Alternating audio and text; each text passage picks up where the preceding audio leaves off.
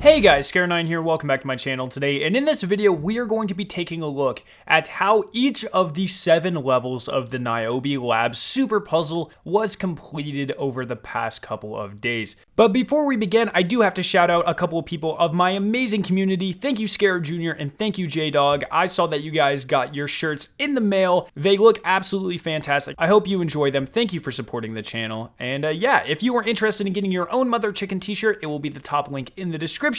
But without further ado, let's just go ahead and get into this video. It is quite literally impossible for me to credit everyone, so keep that in mind. I'm just gonna say none of this was done exclusively by me. Thousands of us have been working on this, solving ciphers, making cool graphics, that sort of thing. Any pictures I use in this are either gonna be from a specific thread that I link down in the description, or graphics made by kiaOT, who makes some of the best graphics I've ever seen in my life. So none of that credit can be taken by me. I'm just here to explain how the community as a whole has done amazing work and solved all 7 of these ciphers over the past week. Now, there are a couple more. There are 3 ciphers to get into Niobe Labs itself that I'm not going to be going over in this video. If you guys are interested, I can go ahead and do those in another video. But for this one, I do just want to focus exclusively on the entire Niobe Labs activity as a whole. The purpose of this is just to help a lot of people get into doing ciphers. I know a lot of the community feels left out of this just because it seems like almost kind of an elitist thing. You know, the streamers, the hardcore cipher people, they're the only ones who really get to participate in this, and I'm hoping to change that with this video, or at least take steps towards changing that. So I'm going to be teaching you guys how we approached each of these ciphers, how they were solved, what they meant, and maybe you guys can get some insight into how you can be more active in this in the future, especially with the Penumbra DLC coming up, which Bungie has exclusively said will be pretty much all puzzles, which I'm pretty excited for. So let's just go ahead and get into this. So once you start Niobe Labs, every level there is going to be some type of picture on the TV screen, and this is going to be the kind of start to each of the different ciphers. At this point, we already knew that we just needed to use the Spiteful Fang, the Tatara's Gaze, and the Hammerhead machine gun in certain combinations to complete each level. We knew that from unlocking a cipher before, which, like I said, we're not going to be going over in this video. So on the first level, the monitor shows a French message that I'm not even going to try to pronounce because I'm going to butcher it, but you can see it on screen. So we found out this was French, we plugged it into Google Translate, and it directly says true knowledge is given to those who wait in the shadows or in the dark.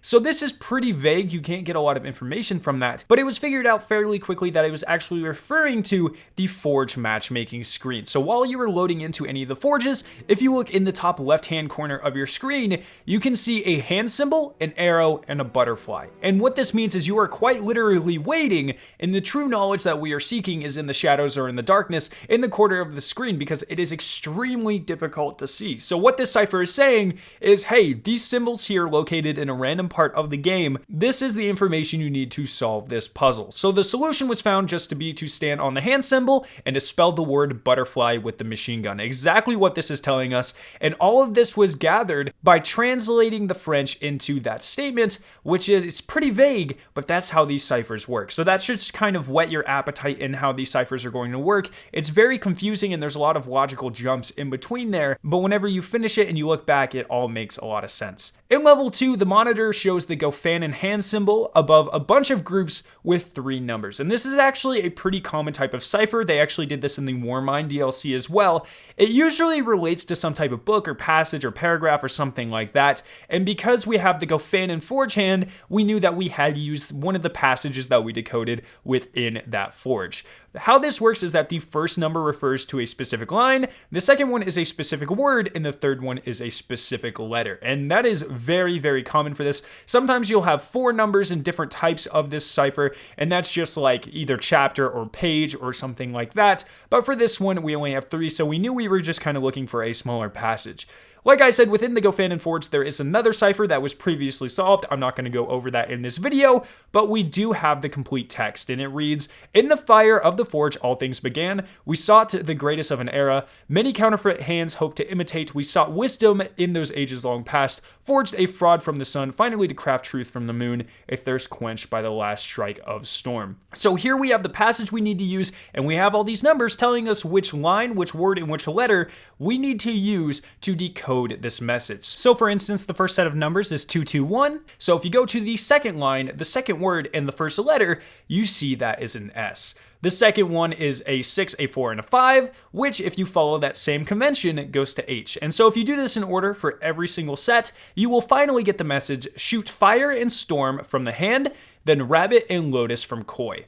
So this is pretty straightforward and gives us the solution, which obviously you just have to stand on the hand and you have to shoot fire and then storm. And then the player using the Tatar's gaze just needs to stand on the fish and shoot the rabbit and the lotus. Very straightforward. That's how we did that cipher. It's really cool because it is very different from the first one and very different from anything we will be doing from this point onward. And so it kind of gives you an idea of what different types of ciphers and the kind of diversity in these different ciphers there is, which is really cool. Now in the third level, you have the monitor. Once again, give you a phrase. It says, sword forged from the ring, the hand held, a picture of a key, and then some random letters. What this is telling you is that the top phrase is essentially the key to decoding the random string of letters. If you guys don't know, a lot of ciphers actually use kind of like a keyword, and that is essentially the information you need to decode the letters and translate them into some readable sentence. Players figured out that the sword in the riddle is actually referring to Balmung, the sword of King Charlemagne. Now that might seem extremely random, but the sword was actually very important in previous forges to unlocking the 3 emblems to even get to Niobe Labs in the first place. Once again, not going over that in this video, but I can in a future one if you guys are interested. So once we figured out it was Balmung, we could kind of start exploring different options. And what it was found out is that this is a simple monoalphabetic substitution cipher. And what that means is essentially every letter that is randomly placed in this string of letters directly correlates to another one, but each letter can only be used once. So let's say like you probably did these when you were a kid in class where like every S had to be a T. And so you would go through your thing and you would switch each S to a T. And then maybe you would make each B a K. And it would always be random, but your teacher or whoever was giving you this puzzle would normally give you a key that shows you which letter translates or transforms into another one to help you solve it. So it's very simple. And that is how this type of thing works. So we know that we need Balmung, and that is going to be part of this monoalphabetic substitution cipher. So where we would start is put up the entire alphabet that we know, and then underneath that, we would start off with the letters that it would transform to with the word Balmung, because we know that has to be part of the key. Then continuing on the bottom part for the cipher alphabet, we would just continue the alphabet normally, but every time we hit a letter that was used in the word Balmung, we just skip it. So for instance, we use Balmung, then you continue with C, D, E, F, but then you're going to skip G because that letter has already been used in the word Balmung, and this is a monoalphabetic cipher, which means you can only use each letter once. So then you're going to keep going after that, continue with H, I, J, K, and so on until you reach the end of the alphabet. So here on the top, you have our normal alphabet, and on the bottom, you have the cipher alphabet, which is what every letter of the original message was replaced with. And so you can just go backwards. So for instance, it's just as simple as replacing each letter. So the first letter is R, which if you go backwards, you can see directly correlates with S. The next is S, which correlates with T, and then Q, which goes to R, etc. And if you do this all the way down the line, you get the complete phrase, strike bamboo from dragon, water from wind, and fire from star, all in unison. And that, of course, is the correct solution to level 3. Now, that could be pretty confusing. If you have any questions about it, ask me down in the comment section below. Just know, essentially, the way it worked is we took the name Balmung, we plugged it into a monoalphabetic substitution cipher alphabet, and then from there, you were able to find out and directly reverse engineer the ciphertext to its original statement, which is the solution to this puzzle. Now, level 4 is actually insultingly easy compared to level 3 or even just some of the ones that come next. It's super easy. The screen shows wings and it shows the word fly. No puzzles or anything like that. In this one, all you need to do is shoot the letters F, L, and Y while mid-air in a jump. It's very simple. There's no ciphertext or anything like that. It's honestly probably the fastest one that was found out, and that is how you get past level 4. Now, level 5 is extremely creative and not really that difficult, but it's pretty fun to figure out. The screen shows 3 panels of symbols, and what you notice is that all over these 3 panels, there's an arrow going into it, there's an arrow going out of it, and then connecting some of the different symbols, you'll see these diamonds.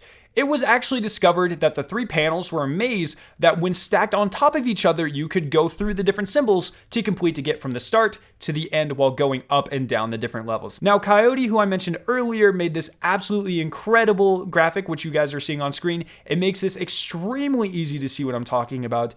But essentially what you have to do to solve this level is just shoot the symbols in order as if you were walking through this maze and going up and down the levels. So you have to go A, T, bamboo, missive, water, trees, gateway, rabbit, LR, gateway, lotus, SD, lotus, rose, and finally heart. And like I said, that's essentially just walking through the connected symbols up and down and across the different levels to get from the start on the bottom one to the finish on the top one. It's very cool, not that bad, but it gives you an idea of how creative some of these ciphers really can get. Now, the 6th one is just a ton of colored shapes. It seems extremely random, but once again, it actually relates back to a previous puzzle that we've had. I mentioned earlier Charlemagne's sword named Balmung. This is where this actually ties back in. On that sword sheath, there is an incredibly specific formation of jewels, and in one of the previous forges, Bungie actually gave us a numbering scheme to use with these jewels, so we know which ones correlate to which numbers. So now if you apply this numbering scheme to the jewels on the monitor, you can add them all up to get some specific number. So for instance, the first one is just this red jewel. If you look on the sheath, you will see that it correlates to this one, and if you go to the numbering scheme, you see that is number 2. So number 2 is what you would have for that entire row. It would equal B, because B is the second letter of our alphabet. And then you continually do this for all of the jewels. You add them up and then you translate them into their English letter equivalent, and then you will be able to get the special cipher word, which is Broceliande, which is a French forest that has a lot of folklore tales about it. Specifically, a lot of them actually correlate to butterflies and things like that. So it was randomly found out after a bunch of brute testing that all you have to do is get all 3 players to stand on butterfly and shoot trees, because there are a bunch of trees in a forest. I know that's extremely aggravating. This one makes the least amount of sense out of any of them. The cipher is really cool and it works really well, but whenever you decipher the text and you get Broceliande, it doesn't actually make a lot of sense correlating that to the actual answer. But that is how you do that cipher. And yeah, we can move on to the final level, level 7. For this one, the monitor just shows 3 swords representing the 3 different clans, piercing the 3 elements in the Destiny universe. Bungie also came out and admitted there was a secret message that was supposed to be written in the room somewhere, but it was bugged, so it never actually appeared. But here it is, they give it to us. It says, with weapons imbued through sights unseen, craft the truth from the hand, return the dials to the crest, stay true to the map, improve thy knowledge of the family 3. So this might seem like a bunch of random text, but essentially the bottom half of that statement is essentially just saying, do the puzzles that you have already done in the different forges to unlock the emblems, just to show that you are able to do it. Now these puzzles, one more time, I just want to reiterate, were already solved. They were the ones that you do for the respective forges with the Tatar's Gaze, with the Hammerhead, and with the Spiteful Fang. Each puzzle takes place within the Valender Forge, but you had to piece together puzzles from all 3 forges in order to get the final answers. Once again, I'm not going over those in this video, but I can in a future video if you guys are interested. Just know we already know the solution, and we are going to be applying those here. It's the first 2 lines that mean very important things. The first line, with weapons imbued, means that you have to have weapons matching the 3 elements on the screen, and that will directly correlate to which puzzle you have to do. So if you are doing the Rasmussen or Hammerhead puzzle, you need to do it with a solar weapon. If you are doing the Myron or bow puzzle, it needs to be done with an arc weapon. Or if you are doing the Satao or Tatar's Gaze puzzle, you need to do it with a void weapon. That is very important that you do it with the correct elemental weapon, or else it won't count. What the second line is saying, through sights unseen, is that the weapons that you use can't be able to see your normal symbol. So let's say you're on the bottom left-hand side, you're doing the Tatar's Gaze puzzle and symbols. You just can't use the Tatar's Gaze. You have to use another weapon that can't see them. You have to use a void one, so a lot of people use the Hammerhead because you can't see the Tatar's Gaze symbols with the Hammerhead, and that's how that works. So essentially, you just use this phrase all together with the monitor. That correlates which elements needs to be used with which family, and then the rest of the phrase just tells you that you just need to do the combinations that you've already done in the Valender Forge themselves, which correlate to the different families as well. It's pretty straightforward, but it's very confusing, especially because Bungie forgot that statement in the first place, but it all makes a lot of sense. You're just doing the puzzles you've already found out, but you're doing them with weapons that can't see the symbols, so it makes it more difficult, but honestly, it's still not that bad. Now, I know a lot of this is extremely confusing, so if you have any questions about any of these 7 levels, you didn't quite understand one of my explanations, feel free to ask down in the comment section below. I'll be more than happy to help you guys out. Once again, if you are interested in joining this Discord community and helping us out and becoming a Cipher solver in the future, I will have the link down in the description below. But none of this could have been done without the amazing Raid Secrets community, so thank you to each and every person. I'm sorry I wasn't able to give direct credit to everyone, but this video would literally be hours long because so many people contributed to this. Just know I am not taking sole responsibility for any of this. It was the community as a whole. It was amazing, and I'm really glad we got it done. So I hope you guys did enjoy this video. If you did, make sure to leave a like rating and to share it with your friends. If you are interested in watching either of the 2 videos on screen, you can click their respective annotations to be taken to them. If you're brand new to my channel, make sure to hit the giant version of my logo on screen to be subscribed to my awesome Destiny 2 videos and live streams. Thank you guys so much for watching today, and I will see you in my next video.